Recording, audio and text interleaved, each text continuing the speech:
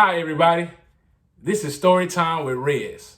The story is coming from my book called Love's Trip, which I first came out with it in March.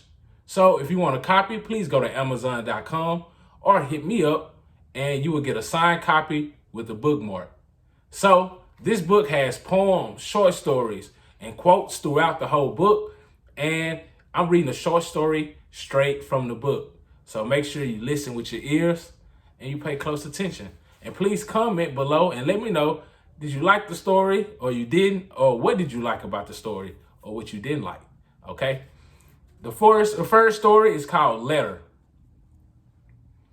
Letter found at the hospital at 2:33 a.m.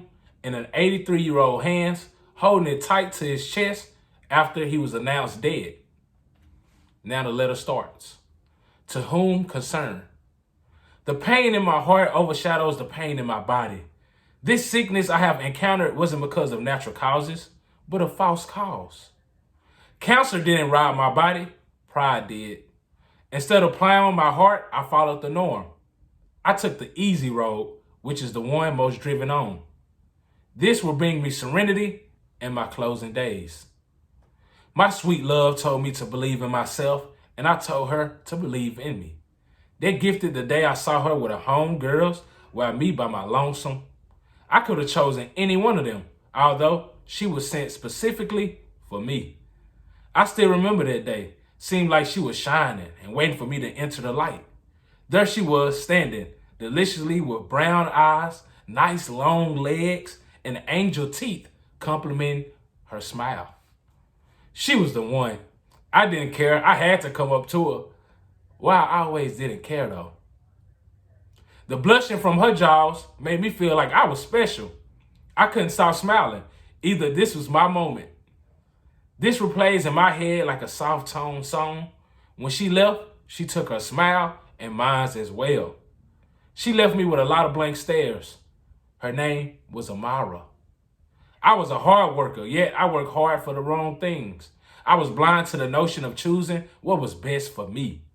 Before I met Amara, I had a serious girlfriend.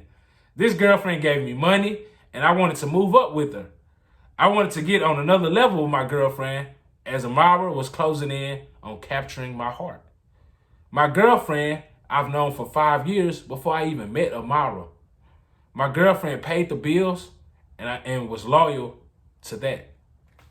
Amara was in my life more than ever, and she insisted I move on from my girlfriend and be full-time with her. This was a tough decision because I was becoming the man I wanted to with my girlfriend, although Amara saw different. She saw my hidden talent and wanted me to invest in myself. I couldn't leave my girl. She was too true to me in my darkest days. Amara was always confused with my vision as we got into arguments about the choosing of her or my girlfriend. I used to wake up in the mornings and stare deeply into a mirror to find myself. Now I can barely look at myself because the finding was not too charming.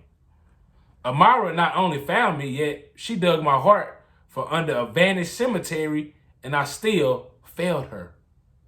Being the man, I made most of the decisions and slightly listened to Amara. I wanted to move up, and she told me to move on. I moved on from her. We were together for 4 good years, and she had to put up with me loving something as much or more than her. My girlfriend wasn't an ordinary woman, it was my job. The 5 years with Amara was way better than the 30 plus thereafter all. I wish it was 30 plus with Amara and 4 with their cruel soul keepers. At least I became a CEO. Okay, I didn't.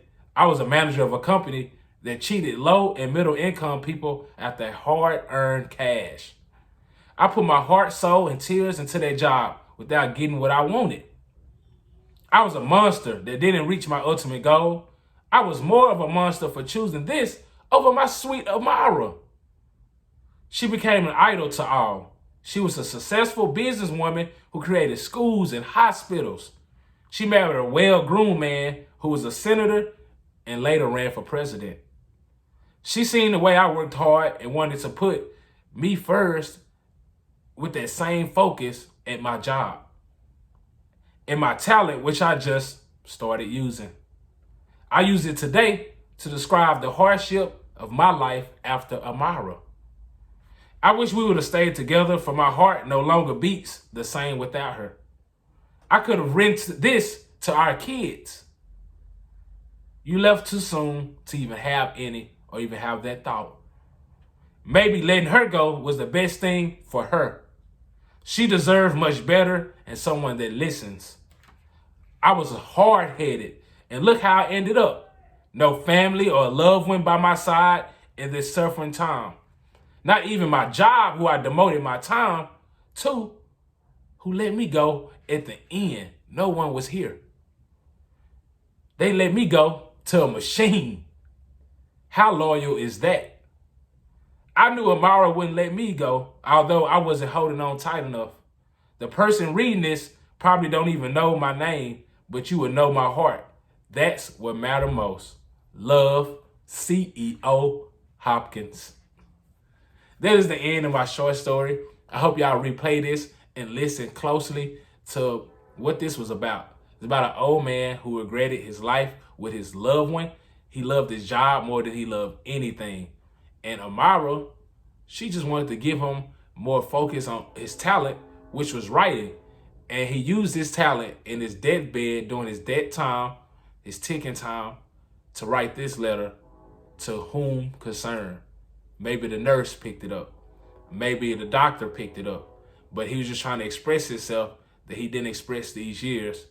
And he chose his job, which didn't choose him back and let him go to a machine. So who was loyal at the end? So I hope y'all got something out of this and this message. Hope y'all love this story. Please comment below and let me know, how did you feel about this story? Thank y'all so much. This is Story Time with Rez. Hey, and be looking out for the next one. Thank y'all so much. And this was called Letter from my book, Love's Trip, which you can get on Amazon.com. Or you can hit me up and get a signed copy with a bookmark. Let me know. Thank y'all so much for supporting and listening. Hey, be safe out there and keep imagining.